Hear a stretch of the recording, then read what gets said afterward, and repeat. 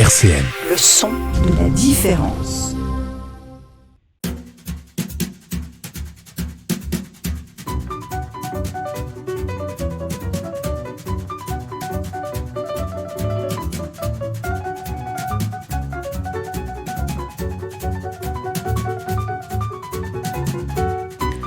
Bonjour et bienvenue dans Les Masques tombent. Nous accueillons tous les jours dans cette émission des acteurs de la culture, y compris des milieux associatifs nancéens et métropolitains.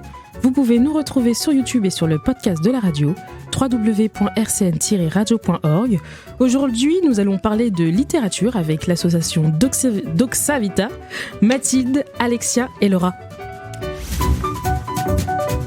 Les Masques tombent sur RCN, Clarisse Chéry. Bonjour. Bonjour à toutes, c'est un plaisir de vous recevoir dans les locaux de RCN, c'est une première pour vous. Ouais, grave. Vous allez nous parler aujourd'hui de Doxa Vita, nous expliquer un petit peu d'où ça vient, déjà ce prénom. Oh, alors le prénom Doxa Vita, c'est pas nous qui l'avons inventé puisque la Doxa Vita, elle existe depuis 7 ans déjà, donc ce qui est énorme pour cette association qui se renouvelle tous les ans. Et il me semble que c'était un professeur qui parlait tout le temps, qui disait tout le temps le nom Doxa. Et donc, c'est comme ça qu'en fait, les élèves, ils ont initié le nom Doxa Vita, tout simplement. Et ils ont rajouté justement Vita pour adoucir le nom de la Doxa en référence à Dolce Vita. C'est donc, voilà. un bon clin d'œil. Ouais. Alors, vous allez un peu nous expliquer le but de cette association. Alors, du coup, Doxa Vita a été créée en 2015 et c'est une association qui est renouvelée chaque année par des étudiants. Et le but de Doxa Vita, c'est vraiment de mettre en place un festival de littérature jeunesse sur le quartier du Haut-du-Lièvre, afin vraiment de promouvoir l'éducation populaire, la culture, mais surtout particulièrement la littérature auprès des jeunes publics, donc des enfants. Et le festival qui s'appelle le Haut du Livre, en référence au quartier du Haut-du-Lièvre, et petit clin d'œil aussi avec le Hall du Livre, et vraiment les noms sont combinés entre eux. Ce festival du Haut du Livre, il va se tenir cette année le 7, 8, 9 avril à la MJC du Haut du Lièvre. Donc chaque année, il se passe à la MJC du Haut du Lièvre. Ce festival, il est parrainé par Daniel Picouli. Chaque année, c'est le parrain de ce festival parce qu'il est présent depuis très longtemps au sein de ce festival. Donc dans ce festival, on y invite des auteurs. Notamment cette année notre invitée d'honneur qui s'appelle Sandra Poirot-Chérif, mais on invite également Christine Neumann-Villemain et Alexis Ferriz. Au-delà des auteurs, on invite aussi des compagnies afin de proposer des spectacles. Notamment, on a le spectacle, notre plus gros spectacle, il s'intitule Elchi dans la colle. Donc c'est vraiment un spectacle qui est assez évocateur dans le nom et qui est assez basé sur l'humour. Le titre quand même assez évocateur. On invite également la compagnie Histoire 2 qui proposera cette année du théâtre d'ombre.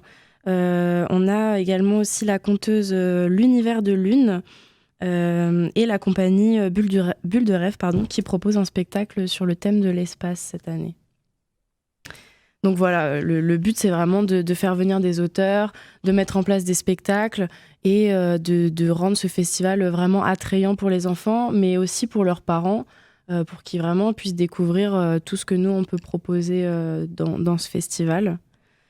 Et du coup, ces auteurs et ces spectacles, vous pourrez les retrouver les 8 et 9 avril. La journée du 7, elle est vraiment considérée... consacré à la journée d'études. Donc le matin, on a une journée d'études avec une classe. Et l'après-midi, on a un partenariat avec le CFA qui emmène justement cette classe faire voir un spectacle qui signe vraiment l'ouverture du festival le 7. Ce festival, du coup, c'est à sa 7e édition. C'est ça. Et le public qui est visé est précisément des jeunes. Oui. Et en fait, on a cette particularité que chaque année, les enfants, ils se rappellent de l'édition précédente et ils ont hâte en fait de revenir d'année en année. Donc c'est assez agréable de voir ça, des enfants qui attendent chaque année ce festival. Chaque année, l'équipe se renouvelle. Comment vous êtes arrivé dans cette association Est-ce que vous en avez entendu parler ou vous êtes tombé dessus par hasard En fait, c'est dans le cadre du coup d'un TD de base qui est proposé. Il y a 2 TD qui nous sont proposés, donc celui-là pour l'association et un autre où ils rencontrent des représentants de la culture, il me semble. Et du coup, à la première séance, ils nous présentent un peu l'association, ses buts, et ensuite on décide de s'y investir ou pas. Voilà, c'est ça. Comment on adhère Comment on y adhère tout simplement, déjà par l'inscription du TD et par notre prise de décision, si on souhaite y rester ou pas. Et après, on a aussi, on paye 2 € pour s'inscrire et pour dire qu'on est adhérent. Ouais. Voilà, c'est ça. La cotisation, on va dire un peu l'officialisation, je pense aussi d'un côté de notre participation à cette association. Et cette association, on peut la retrouver sur Instagram. On peut vous contacter par le biais d'un mail. Ouais, c'est ça, sur Instagram, sur Facebook et par mail aussi. Doxavita. Doxavita54@gmail.com. Ouais, l'adresse mail. Sinon, le Insta, c'est doxa.vita, il me semble. Ou Doxavita. C'est Doxavita, l'Instagram. Tout simple. Ouais, et on tout a simple. aussi un site internet en soi, doxavita.fr. Ah oui, c'est vrai. Ouais. Oui, qui a été refait cette année, le site internet. Ouais. Tout est un petit renouveau. Voilà, c'est ça. On met à jour. On continue de parler de Doxavita juste après Blue Lab Beats, Real Good. 13h, 13h30. Les masques tombent sur RCN. Nous sommes avec l'association Doxavita. Il y a à mes côtés Mathilde, Alexia et Laura. On discutait de l'association et on aimerait savoir quel est votre rapport. Comment vous avez découvert les assos? Est-ce que vous avez toujours été baigné dedans? C'est vraiment par hasard, par des rencontres? Alors moi, pour le coup, pas du tout. J'ai appris sur le tas, on va pas se mentir. Je sais qu'avant, dans ma précédente licence, il y avait aussi une association. Mais j'y ai jamais pris part plus que ça, parce que souvent c'est aussi par manque d'information et sûrement aussi par manque d'intérêt de ma part. Donc là, pour le coup, ouais, c'est la première fois que moi je suis vraiment à fond dans une assoce et tout, et que je me donne à fond pour ce projet-là. Donc je suis même hyper contente pour le coup d'être partie de faire partie de cette association. Ça fait combien de temps que tu fais partie de l'asso? Là, depuis septembre cette année du coup, donc depuis septembre 2022. Tu l'as découvert aussi via le biais de l'université? Ouais, c'est ça. Parce que je ne savais pas du tout que ce TD-là, il s'appelait Doxavita. Enfin, après, Doxavita, on en avait déjà entendu parler dans un TD. Donc, je connaissais de nom Doxavita. Je connaissais un peu ses actions par le biais de cette personne. Mais je ne savais pas qu'en fait, c'était clairement... Doxavita, c'était l'association de notre licence et qu'elle faisait partie intégralement, quoi. Voilà. Laura, Mathilde? Moi, de mon côté, je connaissais quand même Doxavita parce que j'avais une ancienne amie qui était membre de l'association et elle m'en avait parlé. Donc, j'avais connaissance de ce festival du Haut du Livre, j'avais connaissance de l'événement de la Musgueule. Et c'est vrai que, en fait, déjà, elle adorait ce projet. Et comme elle adorait ce projet, ça se ressent chez les gens. Et c'est vrai que ça a fait naître un intérêt particulier. Et quand je suis arrivée en études culturelles, du coup, je savais que l'asso était proposé dans ce TD. Et j'ai pas hésité une seule seconde. Et je regrette pas du tout parce que au-delà de l'association, on travaille ensemble dans un intérêt commun et on lie aussi des liens avec les autres. Et c'est vraiment agréable de travailler tous ensemble sur ce beau projet. Doxavita. Ouais, c'est vraiment, non, vraiment, c'est un beau projet mené par des belles personnes et c'est agréable. Ah oui, ça se voit. Mais on sent vraiment le lien entre vous et j'ai limite envie d'adhérer là. Il n'y a pas de souci. Ça donne envie. Mathilde aussi, c'était la même chose pour toi à peu près? Ouais, comme Alexia, j'étais jamais été dans une association. Mais moi, je connaissais pas du tout Doxavita avant d'être en L3 études culturelles, à vrai dire. Peut-être par manque d'intérêt aussi, mais dès qu'on nous a présenté le projet, j'ai tout de suite été très, très intéressée. Et je trouvais que c'était vraiment un très, très beau projet. Et effectivement, on noue des liens entre nous et aussi avec les enfants qui sont vraiment, vraiment très pertinents et qui attendent que ça, en fait, toute l'année, parce qu'on va dans les classes aussi pour les voir tout au long de l'année, et ils attendent que ça. Ils sont vraiment très intéressés par les métiers du livre, contrairement à ce qu'on peut croire, ça les intéresse vraiment beaucoup. Et c'est vrai que c'est vraiment un très beau projet.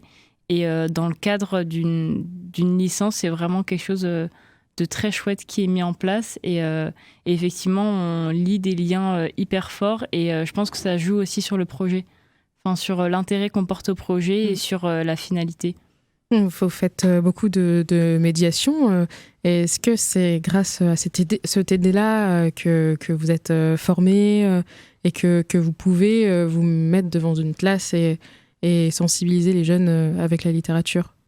Alors honnêtement, quand on a commencé dans l'association, on était vraiment des petits bébés. On savait pas du tout comment s'y prendre, par où commencer.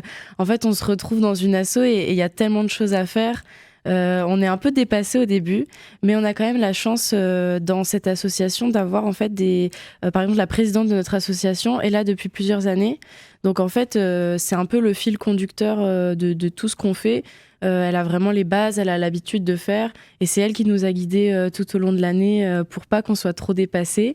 Et au final, au fil du temps, on apprend à faire et on arrive à se débrouiller.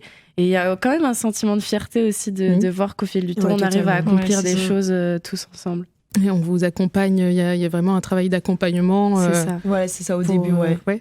Ouais, parce qu'on doit après, tout construire, en fait. Pardon, vas-y. Non, vas-y. Ah, pardon. Je disais juste après, justement, après, on devient autonome et on prend plaisir à participer à cette association et à faire tout ce qu'il faut faire pour que le festival naisse. Et c'est ça aussi qui est intéressant, c'est de voir d'avoir un projet et de pouvoir le réaliser, en fait. Et c'est ça qui est encore plus beau. Et vraiment, j'ai hâte de voir le festival se mettre en forme, hein, parce que plus on avance, plus on fait les contacts et tout, et plus on a envie que ça se réalise et que ça soit devant nos yeux, quoi.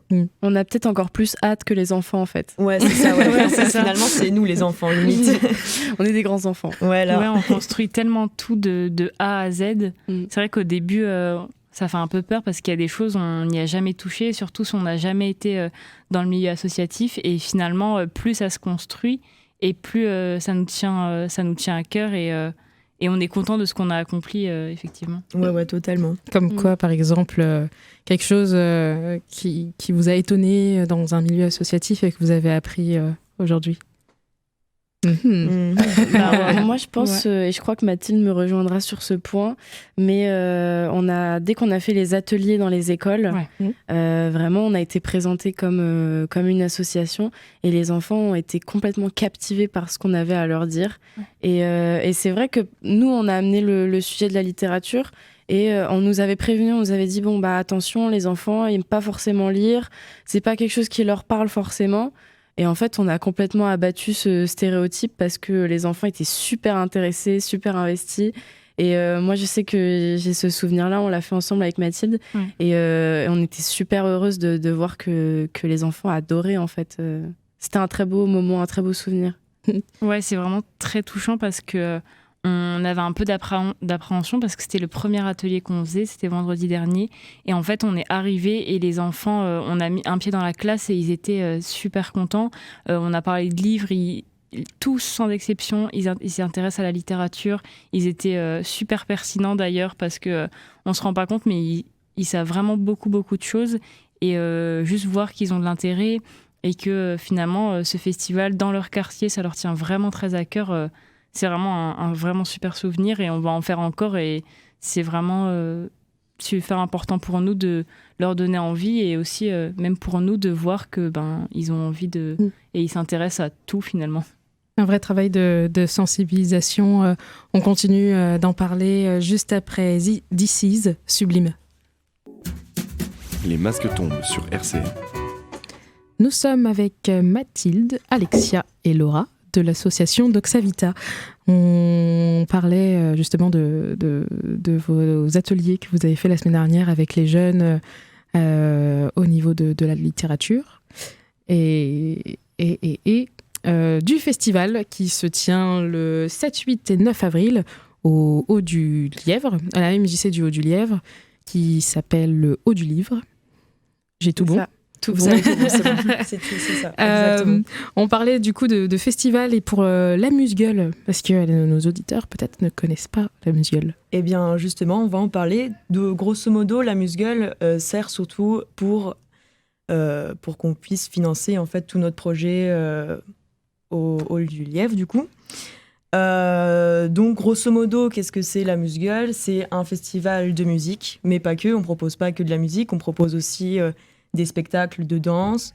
On aura aussi des expositions d'artistes. Donc, on a fait sur Instagram un appel à talents et des gens ont postulé, donc que ce soit pour la musique ou pour leur peinture, même pour des concepts hyper cool comme des tatoueurs qui vont venir du coup présenter leurs tatouages, des flash tattoos par rapport au festival de la Musgueule. Donc c'est hyper cool. J'ai trop hâte.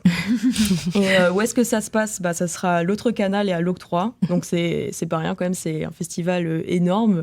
Enfin, c'est un projet, surtout que c'est la première année que nous on est là et tout. C'est un projet complètement fou pour moi. Je m'attendrais pas à ce que... de me dire, ouais, j'ai organisé un festival à l'autre canal. C'est ouf. C'est incroyable. Et ça sera du coup le 4 mars, donc c'est un samedi. Voilà, à partir de, je crois, les portes elles ouvrent à 17h30, si je me trompe pas. Et... Je pensais que c'était 16h, mais peut-être ouais, peut-être 16h. On peut venir avant et comme ça. Voilà, on va venir à midi, comme ça on est sûr d'être là. Et ça sera jusqu'à 2-3 heures. De 16-17 heures jusqu'à 3 heures du matin, où il y aura des expositions, il y aura des expositions, tatouages, de la musique, de la danse. Il y aura même des concepts un peu friperie et tout, de recyclage. Il y a, par exemple, on a contacté Turoku, et en gros, Turoku, à partir de vêtements recyclés, elle nous fait des super trucs et tout. Donc ça aussi, on a très hâte de la voir exposée, quoi. Enfin, moi, j'attends que ça. Donc, grâce à la Musgueule, le 4 mars à l'Octroi et l'autre canal, vous vont directement à l'association Doxavita pour faire le festival et continuer vos activités pour les enfants, les jeunes. Ouais. Parce que c'est vrai que ça, on l'a pas précisé, mais du coup, le festival qui aura lieu au Hall du Lièvre, on le fait entièrement gratuit. Donc c'est pour ça que la Musgueule nous permet de financer tout ce projet-là, puisqu'en fait, on veut qu'il soit gratuit et que le plus de personnes puissent y accéder, etc. quoi. Et pour la Musgueule, les places, elles sont déjà en pré-vente, c'est ça, il me semble. Et il y aura des food trucks sur place. Et c'est super accessible en tram. Il me semble qu'il y a un arrêt de tram qui s'arrête juste avant l'autre canal. C'est après Saint-Georges, je sais plus. C'est Division de Fer, il me semble, ou quelque chose comme ça. Et du coup... même le soir, pour que les gens y rentrent, c'est super pratique, quoi. Ouais. Les trams sont gratuits le week-end. En plus, d'autant plus, il faut venir, quoi. C'est le rendez-vous, le 4 mars. Et c'est surtout, en fait, un beau tournant, parce qu'habituellement, la Musgueule se passe à la MJC Lillebonne. Oui. Et là, cette année, c'est notre première édition à l'autre canal. Donc, c'est vrai que c'est un très beau tournant. C'est aussi un bel enjeu. Ouais, c'est surtout ça, ouais. C'est un sacré, on peut aussi dire glow-up d'une certaine manière. C'est vrai. On évolue. C'est ça, on n'a fait que évoluer. Comment se passe l'organisation ? Parce que chaque année, du coup, il y a un renouvellement grâce au L3 de études culturelles. Est-ce que vous faites pendant ce TD des réunions ? Est-ce que vous réfléchissez à comment créer d'autres formes de médiation pour toucher plus de jeunes, plus d'établissements ? Ça se passe comment ? Grosso modo, il y avait les réseaux sociaux qui avaient déjà été créés. Donc les réseaux sociaux déjà faits, on les a juste récupérés et après on les anime au fur et à mesure. Et en fait, aux réunions, du coup, chacun a un peu son rôle, chacun tient spécifiquement... Chacun est dans un pôle. Voilà, c'est ça, chacun est dans un pôle. Par exemple, moi, je suis dans le pôle communication, donc je vais gérer tout ce qui est réseaux sociaux. Donc, je gère Facebook, Instagram. Je gère les contacts aussi avec les appels à talents. Et du coup, voilà. Je ne savais pas quoi d'autre dire. Non, c'est ça. En fait, on a une réunion toutes les semaines. Ouais, voilà, c'est ça. On se retrouve tous ensemble autour de pas mal de tables et on discute des choses qu'on a à faire, des points qui ont évolué, des points qui stagnent, parce que ça arrive. Et du coup, on fait évoluer les choses ensemble, on discute tous ensemble. Et c'est vrai qu'après, chacun a un pôle attribué et chacun a ses petites tâches perso à effectuer d'une semaine à l'autre. Et le moment de la réunion, c'est vraiment le moment où on met en commun, on voit ce qui a été fait et pas fait, et on évolue ensemble, on voit ensemble, on met tout en commun en fait. Okay. Vous pouvez nous dire le pôle que vous avez, Mathilde et Laura? Alors moi, je suis dans le pôle spectacle, donc dans ce pôle-là, on a vraiment démarché les compagnies, assuré le suivi avec ces compagnies jusqu'au devis, donc vraiment le contact avec les compagnies, etc. Et je suis également dans le pôle soirée, parce que on organise aussi des petites soirées une fois par mois dans des bars de Nancy, pareil, pour financer ce projet-là. Par exemple, on en a une la semaine dernière au Mouton électrique qui s'est d'ailleurs très bien passée. Donc on organise des petites soirées de temps en temps pour financer le festival. Et moi, je suis dans le pôle du coup école et atelier. Donc du coup, j'ai contacté quelques écoles du Haut-du-Lièvre. J'ai pris le contact avec les professeurs et ensuite on s'est mis d'accord autour d'un thème. Donc là, c'est l'égalité filles-garçons cette année qui a été retenue. Un peu l'écologie aussi. On organise des ateliers avec les enfants du coup toute l'année autour de ce thème. Donc je me charge de contacter les professeurs, qu'on se mette d'accord sur quel atelier faire avec les enfants suivant leur âge, parce que on a des collégiens, des écoles élémentaires et des maternelles, du coup les ateliers sont pas les mêmes. Et voilà, ensuite caler les dates d'atelier. Aussi hier on a fait la nuit de la lecture avec au collège Jean Lamour. On a aussi des ateliers à la MJC du Haut-du-Lièvre pendant les vacances de février.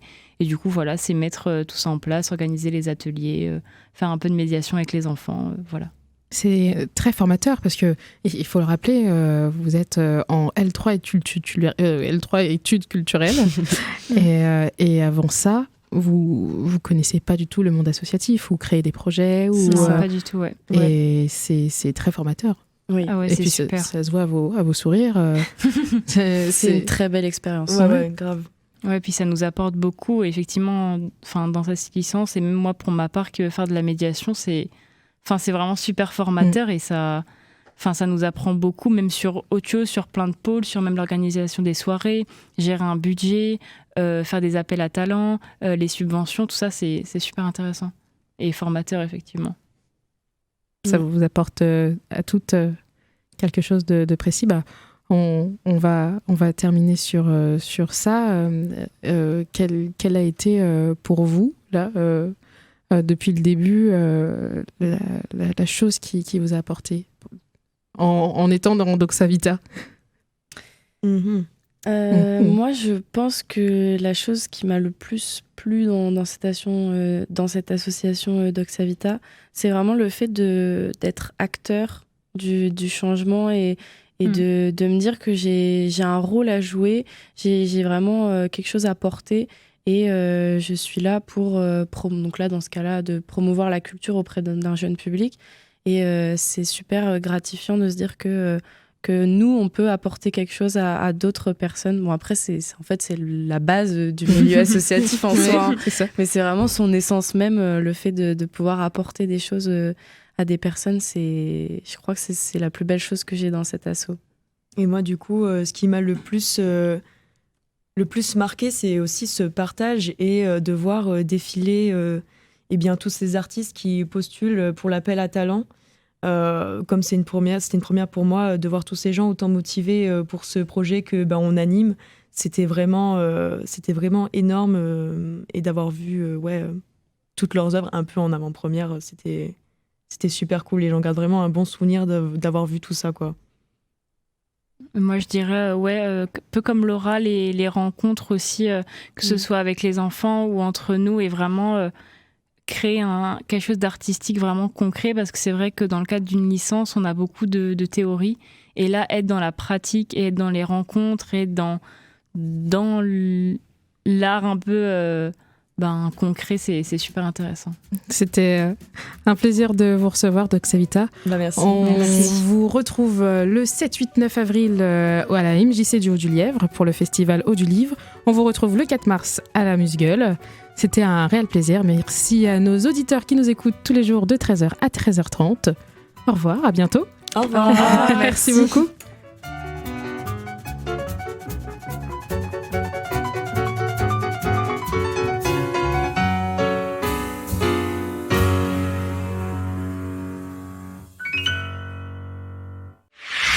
RCN, www.rcn-radio.org